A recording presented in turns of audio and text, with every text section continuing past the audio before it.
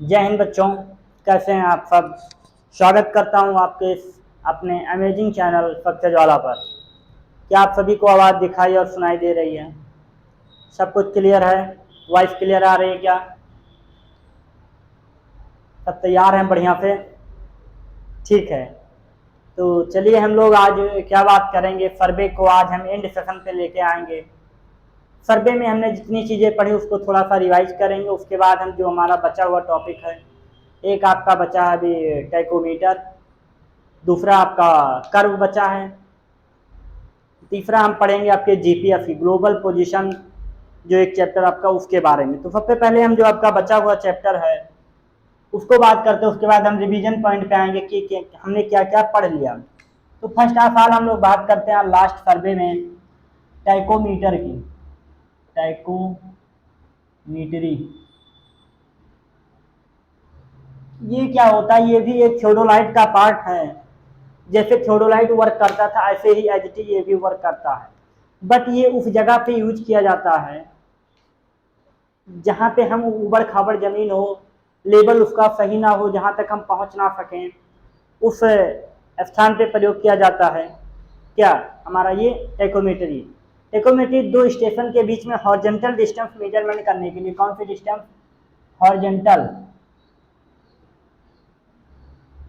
Horizontal distance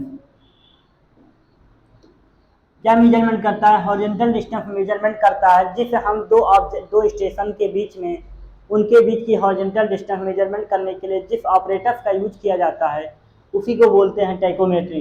ये किस method पे काम करता है? प्रकाशीय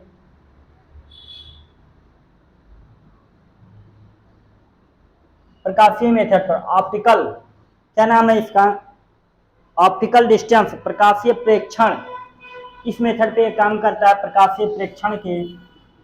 और इसी की मेथड से हमारी दो बिंदुओं के, जैसे मान लीजिए station A and station B के बीच की जब कोई डिस्टेंस निकालनी हो हमें डी, तो हम किसका यूज करते हैं? टैकोमीटर का यूज करते हैं। मान लीजिए इस स्टेशन से इस स्टेशन तक आप पहुंच नहीं सकते हैं, तो इन दोनों के बीच में जिस ऑपरेटर का यूज किया जाता है उसे बोलते हैं टैकोमीट्री बोलते हैं। That is clear?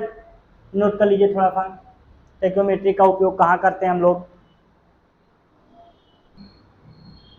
नोट कर लिया?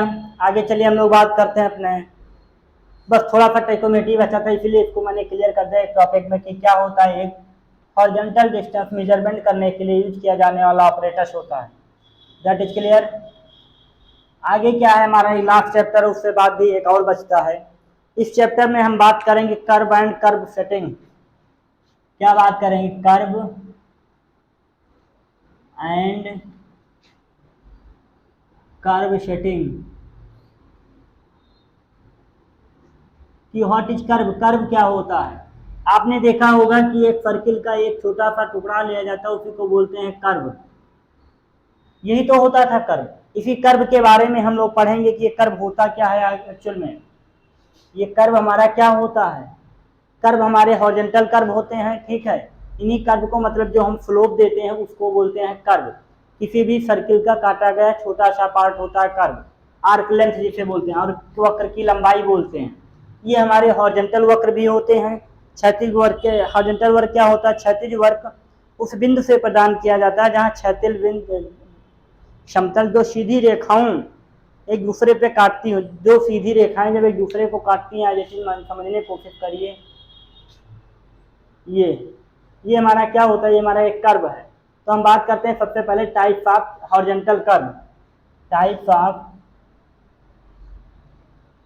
Of curve.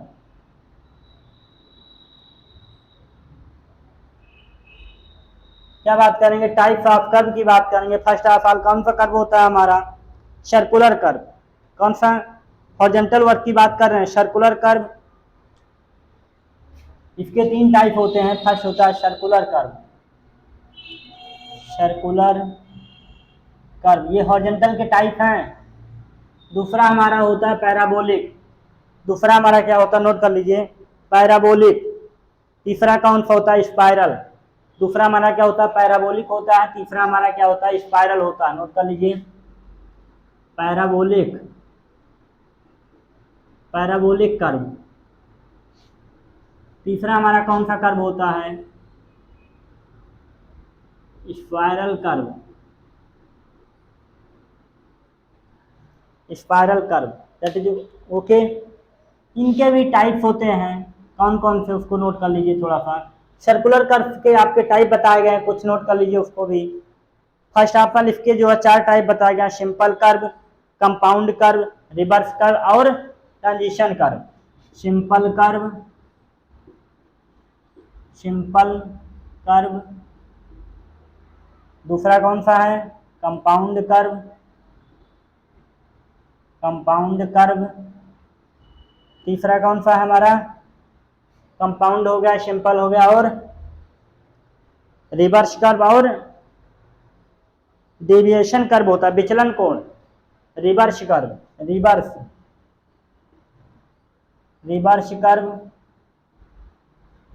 फोर्थ होता है हमारा डेविएशन, डेविएशन कर्व, विचलन कोण हिंदी में बोलते हैं इसे, विचलन कोण, इसे अपोजिट कोण, इसे यौगिक कर्व बोलते हैं। हिंदी वाले भी थोड़ा ध्यान रखिएगा।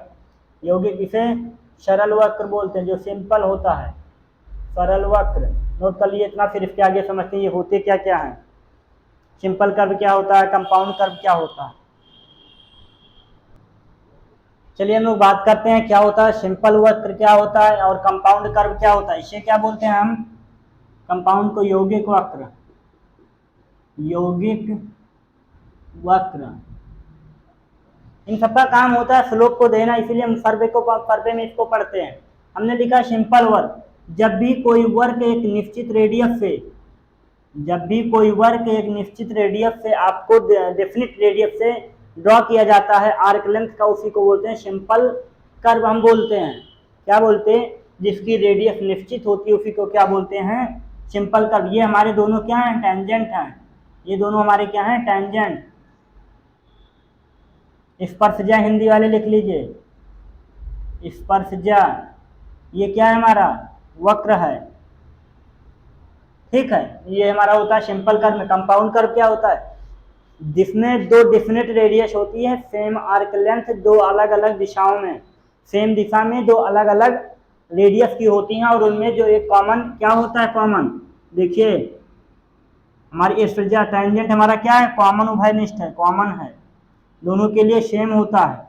इसकी रेडियस कुछ और है, इसकी रेडियस कुछ और है, लेकिन क्या है? सेम ही दिशा में है, दो अलग अलग चीजों के लिए। इसे कौन सा वक्र बोलते हैं? कंपाउंड वक्र बोलते हैं। नोट कर लिया इसको। आगे हम बात करते हैं रिवर्स एंड आपका स्पाइरल वक्र क्या होता है। चलिए बच्चों हम बात करते हैं दूसरे टॉपिक पे आते हैं। आपका टाइप ऑफ कर्व का तीसरा हमारा क्या था? कंपाउंड कर्व था, सॉरी रिवर्स कर्व का। हिंदी में क्या बोलते हैं इसे? उत्क्रम या उल्टा वाला बोल देते हैं, उत्क्रम, या इसी को अपोजिट बोल सकते हैं आप।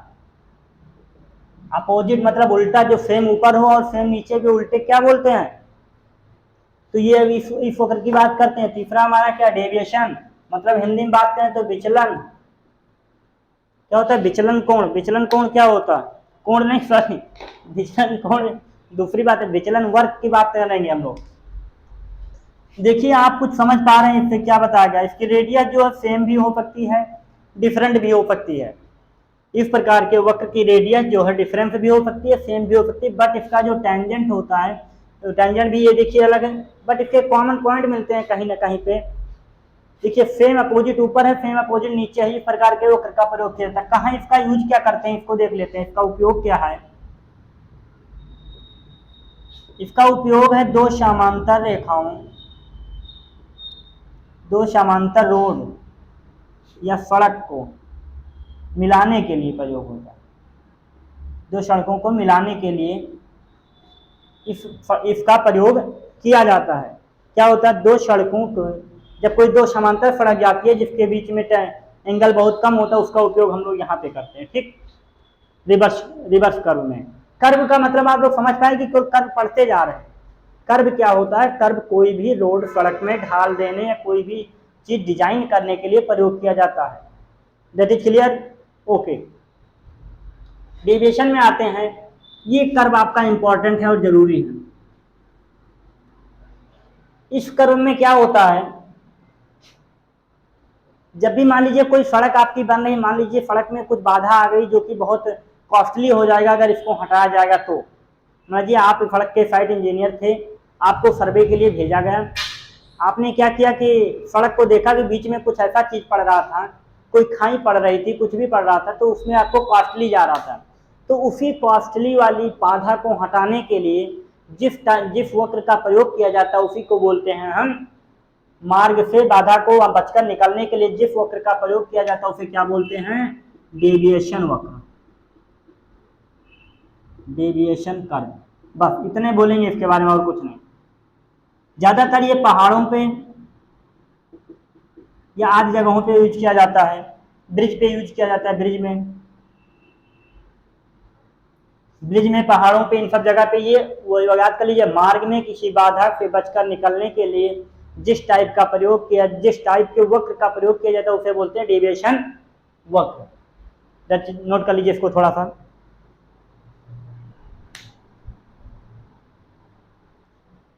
आइए हम लोग दूसरी बात करते हैं, सुपर एलिवेशन क्या होता है, बाहरी उठान क्या होती है। सुपर एलिवेशन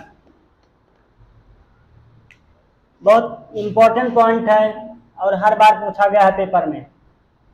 सुपर एलिवेशन क्या है, बाहरी उठान, इसे बहिर्त्थान भी कहते हैं। क्या बोलते हैं, बहिर्त्थान भी बोलते हैं। आपने देखा होगा जब भी आपकी जो सड़क होती है वो टर्न करती है, जहां भी सड़क आपकी टर्न करती है उस जगह पे आपने देखा होगा वो सड़क हमारी थोड़ी सी बाहर की तरफ उठा दी जाती है। रीजन क्या होता है इसका, वो डिजाइन नहीं होता कि आप डिजाइन में ऊपर उठ जाएं। जब भी आपका कोई टर्न आता है तो आपने देखा होगा कि हमारी सड़क जो अंदर की ओर झुक जाती है, उसमें एक रीजन है साइंस का भी कि आपकी बाहर की ओर सेंट्रीफ्यूगल फोर्स लगता है।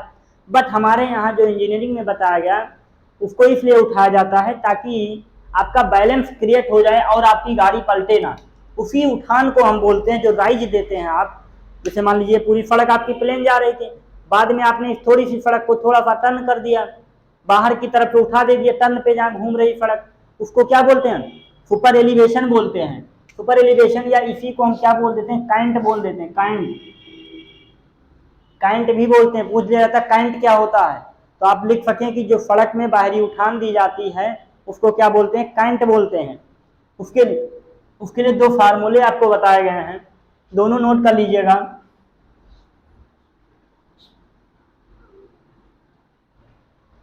रोड के लिए, सड़क के लिए बताया गया है H=BB² वाह अपान जी आर डबल BB स्क्वायर का मतलब डबल BB का स्क्वायर अपान GR। रेल के लिए क्या बताया गया है, ये किसके लिए है, रेल के लिए है, GB² अपान GR। R क्या है हमारा, पथ की कर्वेचर है, B क्या है, वाहन की स्पीड, व्हीकल की स्पीड कितनी होनी चाहिए। नोट कर लीजिए, दोनों चीजें इंपॉर्टेंट हैं फार्मूले भी, कि पथ की वक्रता और वाहन की स्पीड क्या होती है। समझ में आ रहा है सारी चीजें। इसके बाद हम लोग बात करते हैं अपने जीपीएफ की, जीपीएफ क्या होता है।